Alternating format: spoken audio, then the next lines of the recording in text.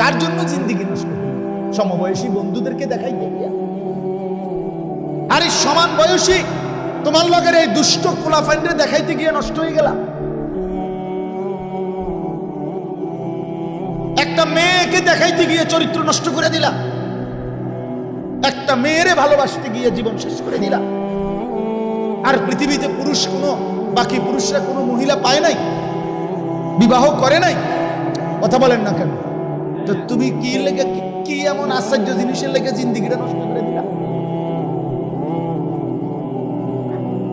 এটা কি এমন 7,000 ধন যেটার জন্য তুমি হায়াতটা নষ্ট করে দিলা, চরিত্রটা শেষ করে দিলা?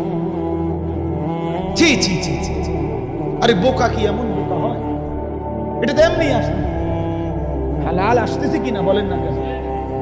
কোরআনে আল্লাহ বলেন, আমি যাকে পুরুষ বানিয়েছি, আমি আল্লাহর ওয়াদা তার জন্য তার হালাল স্ত্রী আমি তার দেহের অংশ থেকে বানাইয়া রাখছি।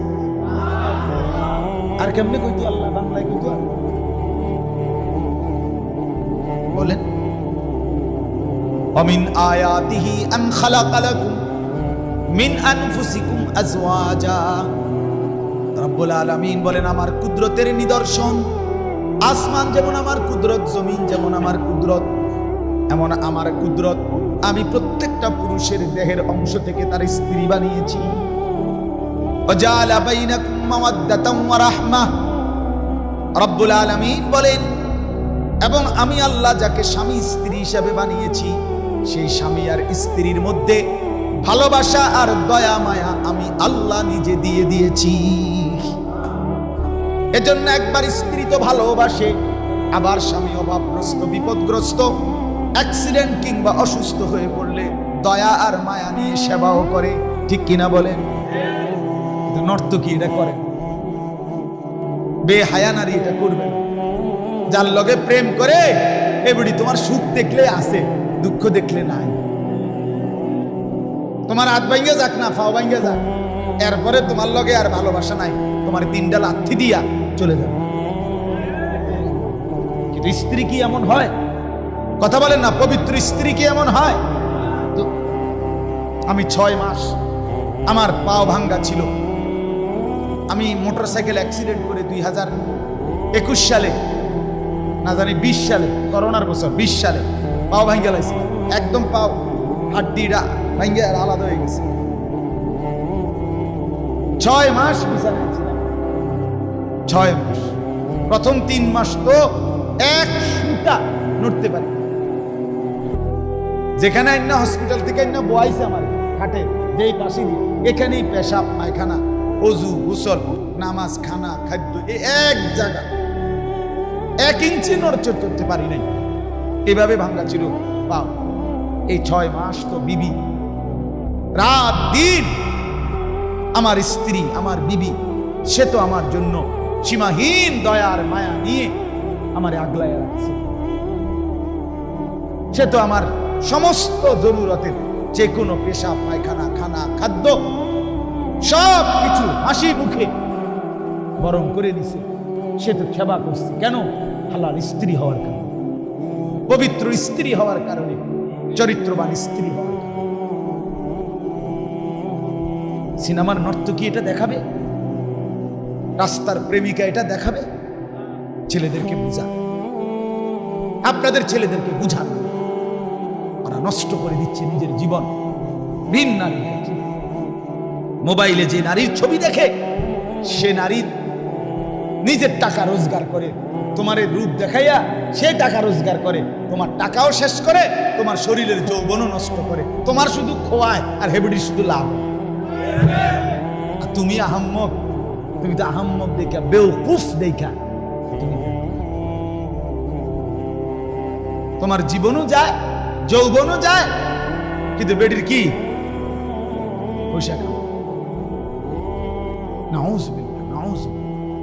আল্লাহ আমাদেরকে বিবেক দান করেন, বুঝ দান করেন, ঈমান আমলের দৌলত দান করেন।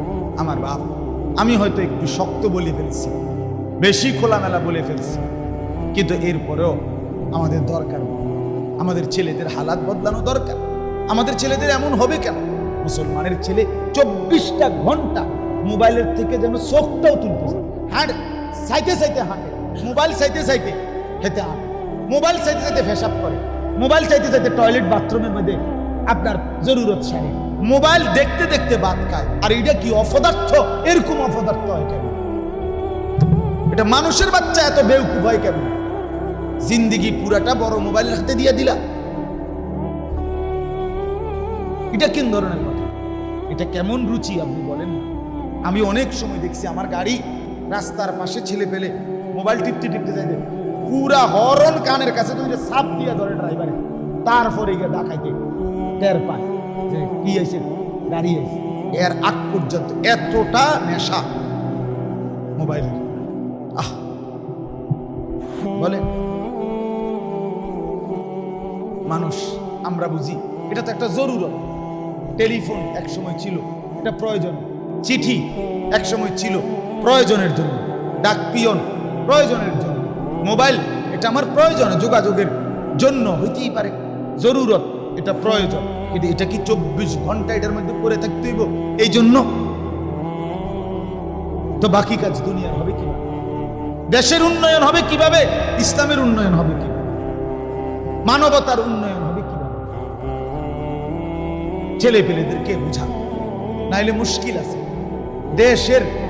দেশও নিচে পড়ে যাবে, ইসলামও নিচে পড়ে, নিজের দুনিয়াও শেষ, আখিরাতও শেষ। আমি জানি বাবা, বিশ্বাস করেন, আমি দুঃখে বলি, আমাদের কাছে ছেলেরা নিজেদের অবস্থা বলে, হালাত বলে, শুনতে কলজা শুদ্ধা কাই পাও, ছেলে পেলেদের দুরবস্থার কথা শুনে, দুরবস্থা। আল্লাহ তাআলা আমাদের ছেলেদেরকে বুঝ দান করে। মুসলমানের ছেলে নামাজ না পড়লে বাপ চেহারা মলিন হয়ে যায়। চেহারার দিকে তাকায় দেখেন, বেনামাজি ছেলেদের চেহারা তাকায়, কত পাউডার ডলে, কত ফেয়ার এন্ড লাভলি লাগা, কত কিছু যে দেয়, এর পরেও মুহিউস সুন্নাহ হযরত মাওলানা শাহ আবরারুল হক রাহমাতুল্লাহ আলাইহি, ভারতের এক বড় বুজুর্গ, থানভী রাহমাতুল্লাহ আলাইহির খলিফা, তিনি বলেন যে বেনামাজি, যে নাফরমান, হযরত বলেন আমি চ্যালেঞ্জ করে বললাম তোমরা তার কাছে গিয়ে দেখো, তার শরীরের মধ্যেই 24 ঘন্টা দুর্গন্ধ বিরাজ করে। তার শরীরের মধ্যে কি দুর্গন্ধ? এটা শরীরটাই দুর্গন্ধ। এজন্য ইমানদার যারা নামাজি মানুষ দেখেন আপনি, এই মুরব্বীদের মধ্যে যারা নামাজি, ছেলেদের মধ্যে যারা নামাজি, এবার এখন এত পাউডার কিচ্ছু সেনেও নাই, ডলনও লাগে। নামাজের সেজদাই তার শরীরের মধ্যে পবিত্র ঘ্রাণ তৈরি করে। আপনি দেখেন,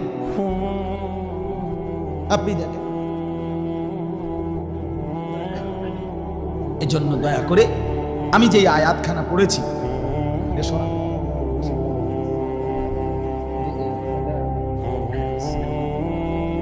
এই আয়াতটা এবার দেখেন, তাইলে আমার কথা শেষ। এই আয়াতের প্রসঙ্গকে সামনে রেখেই বলছি।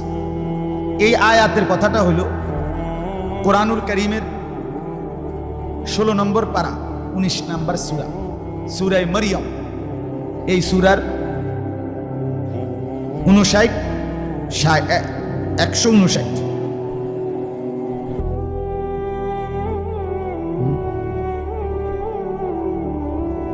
শুধু 59 60 এই দুইটা আয়াত তেলাওয়াত করেছি। আয়াতের মূল কথা হলো এই, আমরা প্রত্যেকে জানি, আগে একটু কথা বুঝেন, পিছন থেকে আছে আয়াতে। এই পৃথিবীতে প্রথম আল্লাহ তাআলা মানুষ আবাদ করছেন, শুরু করছেন কাকে দিয়ে? এটা আমরা বুঝি না সবাই। আদম এবং হাওয়া আলাইহিমাস সালাম দুইজনই ছিলেন ঈমানদার, দুইজনই ছিলেন কি? আদম তো নবী আর ইনি তার স্ত্রী, তাহলে দুইজন আল্লাহর অনুগত বান্দা বান্দি দিয়ে আল্লাহ তাআলা প্রথম পৃথিবী আবাদি শুরু করেছেন। তাহলে পৃথিবীর মানুষের প্রথম বীজ নেককার, নেককার, নেককার। প্রথম বীজ কি? নেককার, ঈমানদার। আচ্ছা, এরপরে হযরতে নূহ আলাইহিস সালাম একজন নবী। এই উনি আর আদম, এই দুইজনের মাঝখান দিয়ে একটা লম্বা সময় গেছে। এই সময়টাতে মানুষ হয়ে গেছে দুই রকম, কিছু ঈমানদার, কিছু বেঈমান, কুফর, শিরিক, আল্লাহর নাফরমানি। আল্লাহ তাআলা তখন নবী পাঠালেন নূহ আলাইহিস সালাম। মাঝখান দিয়ে আরো দুইজন নবী আছে, হযরত শীশ আলাইহিস সালাম, হযরত ইদ্রিস আলাইহিস সালাম। ওনারা নূহ নবীর আগের নবী। তো এরপরে পৃথিবীতে আসলেন নূহ আলাইহিস সালাম। নূহ নবী 950 বছর একটানা এই অবাধ্য জাতিকে আল্লাহর দিকে ডাকছে। কয় বছর? 950 বছর। কিন্তু বাপ খামখেয়ালি কথা, 950 টাকা আর 950 বছর এক। আমি এটা সবসময় বলি, 950 টাকা মানে 50 টাকা কম 1000, এটা সামান্য। কিন্তু 950 বছর এই আমরা এখানে যারা বসছি, আমগো প্রত্যেকের একসাথে হায়াত এবং বাপ দাদা 14 গোষ্ঠীর হায়াত মিলাইলেও 950 মিলাইতে কষ্ট। কথার কথা, এতটা লম্বা সময় তিনি আল্লাহর দিকে মানুষকে দিয়েছেন। বিনিময়ে ওনার হাতে কালেমা পড়ছে সর্বোচ্চ 80 জন। 80 জন। কত জন? আচ্ছা কোন তো কি মন ডাকাইতেছিল মানুষদের, মানুষ ফাত্তরের মতো আছে, ঠিক না? আল্লাহ তো 950 বছর পরে আল্লাহ তাআলা সিদ্ধান্ত শুনাইলেন, নূহ আর হবে না, ঠিক আছে, তুমি অনুগত যারা তাদেরকে নিয়ে নৌকায় উঠে যাও, বাকিদেরকে আমি তুফান দিয়ে ধ্বংস করে দেব। মানে আমি সংক্ষেপে বলতেছি, আল্লাহ তাআলা বাকিদেরকে তুফান দিয়ে ধ্বংস করে দিলেন। নূহ নবী তার সঙ্গীদেরকে নিয়ে নৌকার মধ্যে বেঁচে রইলেন। ঠিক আছে না কথা? এই যে বাকিদেরকে ধ্বংস করলেন, এ তখন পুরা পৃথিবীতে আর কোথাও কোনো একজন নাফরমান পাপী অবাধ্য ছিল না, সব শেষ। এই দ্বিতীয়বার আবারও নৌকার থেকে যারা নামলো এবং পৃথিবী আবাদ হলো আবারও, এটা শুধুই ঈমানদার। শুধুই কি বলেন না? তাহলে কয়বার হইল? একবার আদম হাওয়া দিয়া পৃথিবীর আবাদি শুরু করলেন, তাও দুজন কি নেক, মাঝখান দিয়ে একটু সদর বদর হইল। তো আল্লাহ তাআলা আবার নূহ নবীর মাধ্যমে ওনার ঈমানদার সঙ্গীদেরকে রেখে বাকিদেরকে ধ্বংস করে বললেন, যাও আবার প্রথমতে শুরু করলাম, আগেরটা আবারও কি করলাম, বেঈমান সাফ করে দিলাম। এইবার আবারও ঈমানদার নূহ নবী এবং তার অনুসারীদেরকে নিয়ে আমি আল্লাহ তাআলা দুনিয়া আবাদি শুরু করি। আল্লাহ তাআলা বলেন, এইবার নূহ নবী এবং নূহ নবীর বংশধর আরে অনুসারী ওই যে 70-80 জন, এদের পরে যারা আসবে কিয়ামত পর্যন্ত ধীরে ধীরে ধীরে ধীরে এরা এদের উত্তরসূরি। এরা কাদের উত্তরসূরি? নূহ নবী এবং তার সঙ্গীদের উত্তরসূরি কিনা বলেন না? উত্তরসূরি বুঝেননি? ওয়ারিস।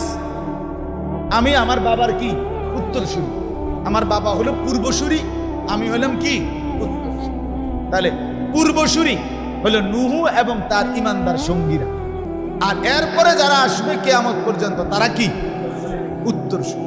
এই আল্লাহ তাআলা এই আয়াতে 59 নম্বর আয়াত এবং আগের আয়াত থেকে আল্লাহ বলছেন, এই পরবর্তী উত্তরসূরি হবে 2 রকম, পরবর্তী জেনারেশন হবে 2 রকম। কয় রকম? ওয়ারিস হবে 2 রকম, 1 উত্তম ওয়ারিস, 2 নিকৃষ্ট ওয়ারিস। একদল হবে সর্বযুগে, আল্লাহ বলেন সর্বযুগে একদল থাকবে উত্তম ওয়ারিস, উত্তম উত্তরসূরি, আরেক দল হবে নিকৃষ্ট। দেখার বিষয় হলো তুমি কোন দল, খালাস। দেখার বিষয় হলো আমি কোন দল। কথা বুঝেন নাই? এখন আল্লাহ তাআলা বলেন উত্তম উত্তরসূরি হবে কারা, উত্তম ওয়ারিস হবে কারা?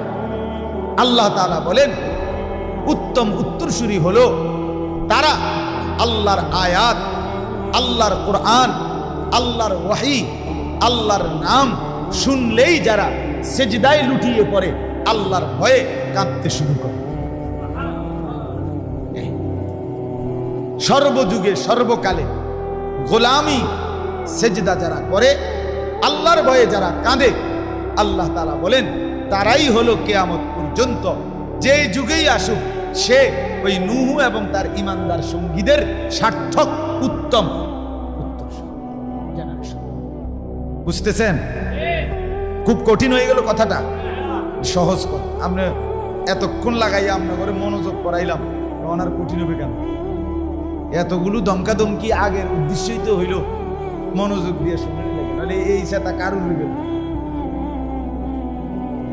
কথা হচ্ছে, আমি একবার এক জায়গায় বয়ান করছি, আর আমার এই আজকের দিকে এক বুড়া মানুষ মুরব্বী এবার আইজগা বিড়ির জান শেষ,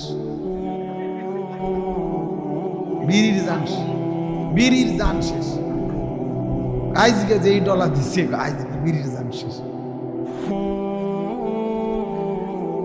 এই জন্য বললাম আসলে এতগুলো কথা ধমকাধমকি করার মাকসাদ আমনগর লগে আমার একটা বিরাট কাজ যায় লেগে তো, নাকি কথা বলেন না? কোনো ঝগড়াঝাটি আছে? কোনো মহব্বতে বলছি, মহব্বতে বলছি, ভালোবাসায় বলছি, ভালোবাসায় বলছি। আমি প্রতিদিন বলি বাপ, মাকসাদ একটাই, আমরা কেউ বলে কেউ শুনে, কিন্তু উদ্দেশ্য কি? উদ্দেশ্য মিলেমিশে একসাথে হব জান্নাতি। এটাই আমার একসাথে জান্নাতি হতে চাই।